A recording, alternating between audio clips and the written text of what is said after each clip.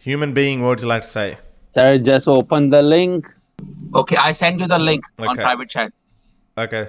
Okay, no, I got that. Okay, so have a look. So this is Sahih Bukhari, book 56, number 108.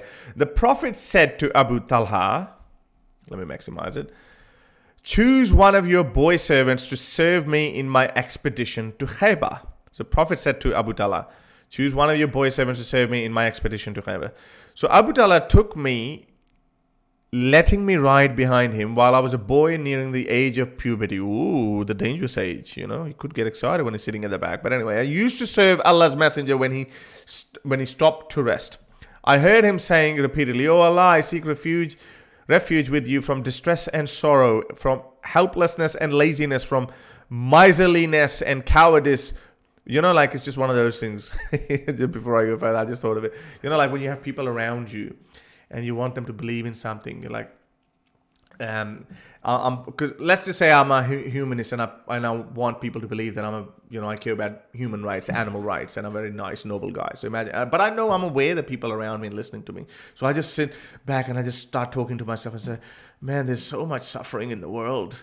Humans have done so bad. And I start shedding tears and I start crying. It's like knowing full well the people listening and watching me. And it's like, and I say this, and those people go back and they tell other friends, Harris has so much pain for humanity that he even sits alone and he talks about, all the suffering in the world. Oh, poor Harris, I love him. And it's like Harris's fanship grows. That's exactly what Muhammad was doing. There's nothing special about that. So people say that, oh, look, people have observed him praying when he's all alone. Why was he doing that if there was no God, if he knew there was no God? No, he knows there are people around him.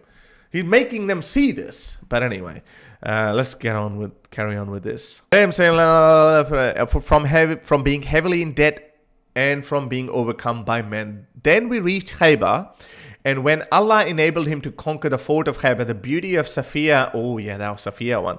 Saffiya bint Huyat bin Akhtab was described to him. So he didn't know about this woman. She was basically the daughter of the general of the tribal chief of Khaybar, which he has just conquered. She was a daughter of him. I think in some places she was been mentioned as 19 years of age. Is that right, human being? She was about 18, 19, very young, Yes, very beautiful. yes. So she was told how beautiful Saffiya was. Now her husband had been killed.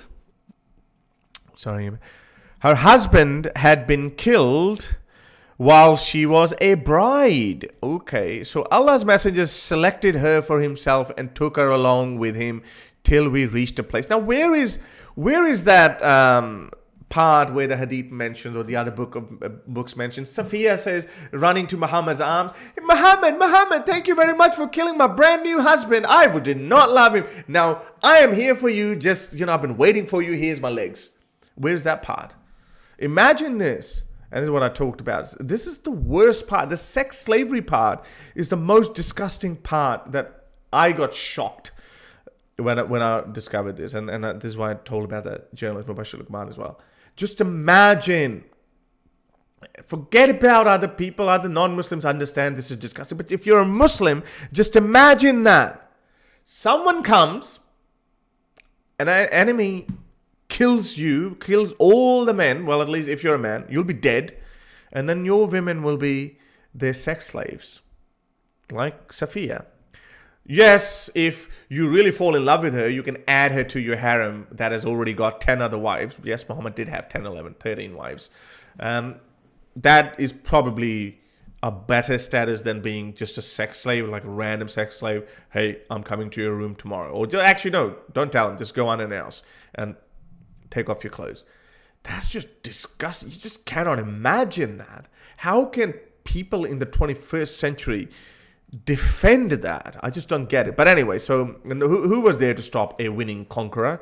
So Allah's messenger selected her for himself and took her along with him till we reached a place called Saad as-Sahaba, where her menses were over, and he took her for his wife. Okay. All right. I've just had my armies just killed your husband. Now, okay, you've had your menses are over, so it means, you're not pregnant, so I'm just gonna bang you. She didn't clarify the whole, what's the iddat period? There's a tradition in Islam, it's called iddat. So when you when you are divorced or your husband is dead, you have to wait how many days, a human being? 40 days or something? Yes, 40 or 40 50? days. Yes, Yeah, 40 so days. you I have to think. wait. You have to wait 40 days to make sure that you've had enough period that you were not pregnant. So one of them could be a reminiscent. Maybe Saffiya had sex, with her husband just a day before she died, so she was already in a period, or and then a couple of days later, period still came because she might not have conceived. That can also happen sometimes. So to ensure that the woman is not going to bear a child of the ex-husband or her dead husband, you have to wait 40 days. But have a look at this here. Muhammad was so, as usual, woo he wanted a fresh woman. Why not have a war booty? A booties. Sorry for the lack of... no pun intended. Actually, maybe pun was intended. Anyway, so where her menses were over and he took her for his wife. Some other sources say that he actually had her as a slave. But sure, it doesn't matter. We'll accept it even as a wife. So Harris, a kind of a dish, was served on a small leather sheet. That's fine dining. That's some dating going on. That's gotta impress the girl. Then Allah's messenger, and by the way, Allah is not some charming 30-year-old handsome man. Allah's messenger is like I don't know he would be probably 54, 55 years old at that age, maybe 60. I don't know. Then Allah's messenger told me to call those who were around me. So that was the marriage banquet of Allah's messenger and Saffiya. Where's Saffiya? I mean, there's no word saying that Saffiya was dancing with joy and so happy. Then we left for Medina. I saw Allah's apostle folding a cloak round the hump of the camel so as to make a wide space for Saffiya. Oh, how romantic of the Prophet to sit on behind him. He sat behind his camel, letting his knees for Saffiya. What a gentleman! It's like they're holding the door. That's the equivalent of holding the door. What a gentleman. To put her feet on as to mount the camel.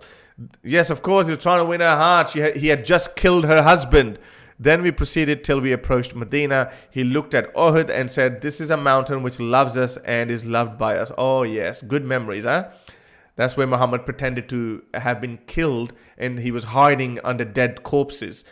Then he looked at Medina and said, "Oh Allah, I make the area between its two mountains a sanctuary, as Abraham made Mecca a sanctuary. Oh Allah, bless him in Thamud and Sa." So that's a sad story. This is the most charitable story of Saffiya. There are other places where Saffiya was brought. So basically, another Ibn Ishaq's story is when he had her husband and father killed as well, and maybe brother killed as well. Saffiya and another woman were brought to...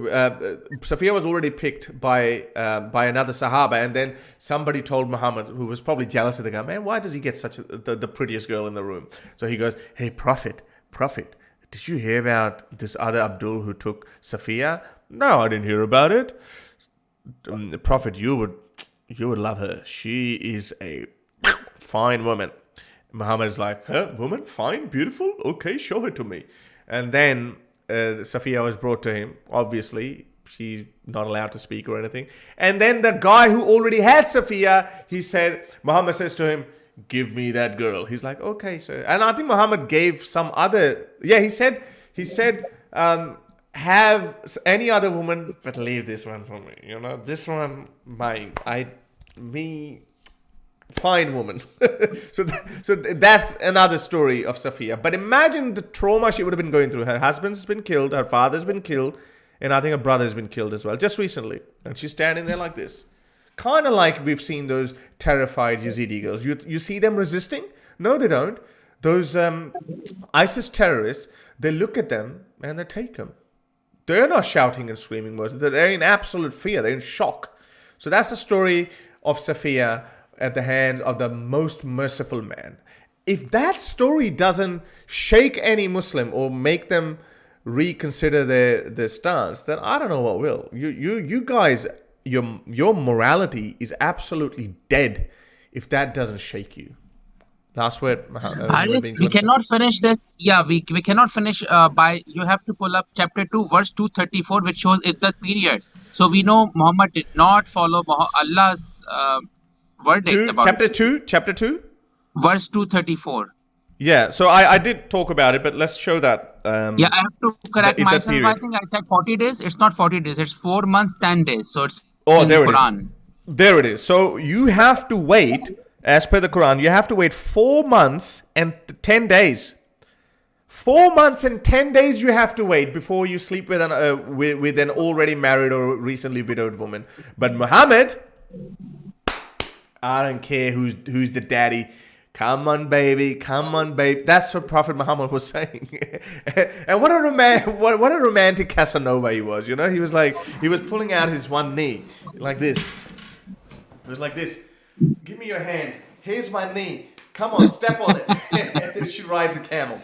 What a man.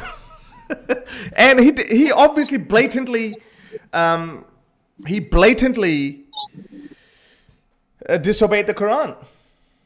Is there another Quranic verse as well where Allah has scolded Muhammad for not obeying him? I think there are a couple of Quranic verses as well that actually say that. But Yeah. But that shows you Muhammad just made up stuff as he went along. So he didn't wait 4 months and 10 days. On the way back, he's like, man, I can't do it. Where's my condom? So didn't use that. Anyway, thank you very much. Thank you. That's our most beloved, well-principled Sadiq and Amin, you know, the lover of children and orphans and mercy for all mankind, Muhammad.